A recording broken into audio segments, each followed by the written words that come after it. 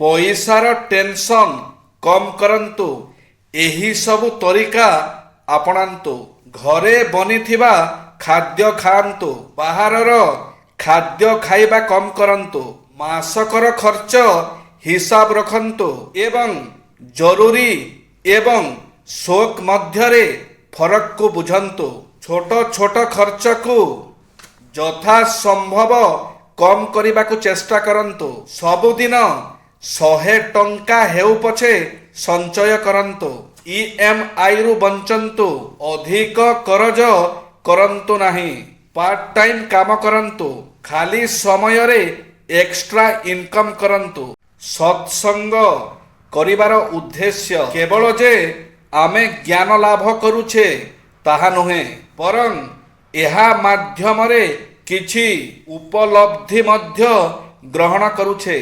जेउ साधु सन्थ ओ महात्मा माने शास्त्र विषय रे बा भगवानंक विषय रे किछि कुहंती, निश्चित भावरे सेमानंक भितरे किछि अनुभव आसी सारी था।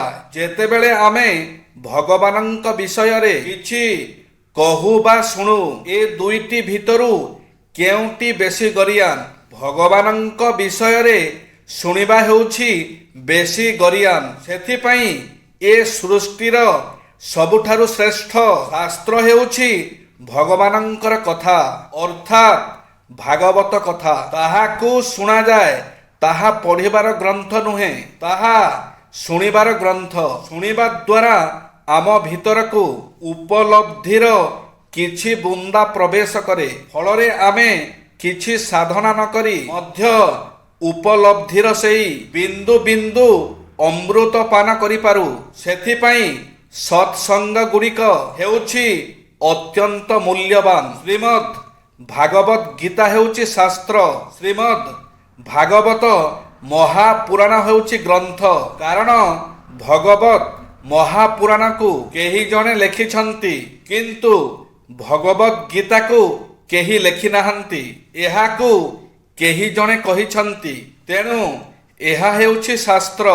शास्त्र हेउछि ताहा जाहा आमको सत्यर निकटवर्ती कराए। तेणु भगवत गीता एपरी एक शास्त्र जाहा भीतर देई कर्म, ज्ञान, योग ओ भक्ति एही चारि प्रकारर संचरण हुए।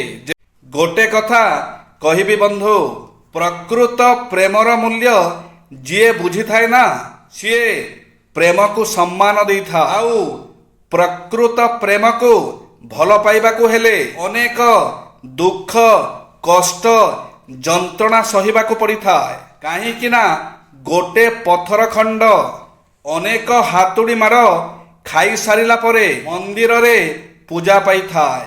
गोटे झियो पाई सासु घर जेमिति होई थाउ ना काहीकि, जदि मन पसंदर स्वामीटिए मिली जाए ता जीवनटा बहुत भलरे भलरे कटि जाए। स्वामी टिके टिके कथारे नरागी बुझाऊ थिबा दरकार। स्त्री उपरकू हाथ न उठाई साथ देउथबा दरकार। समस्तंक आगरे अपमान न करी सम्मान देउथबा दरकार। जय श्री जगन्नाथ।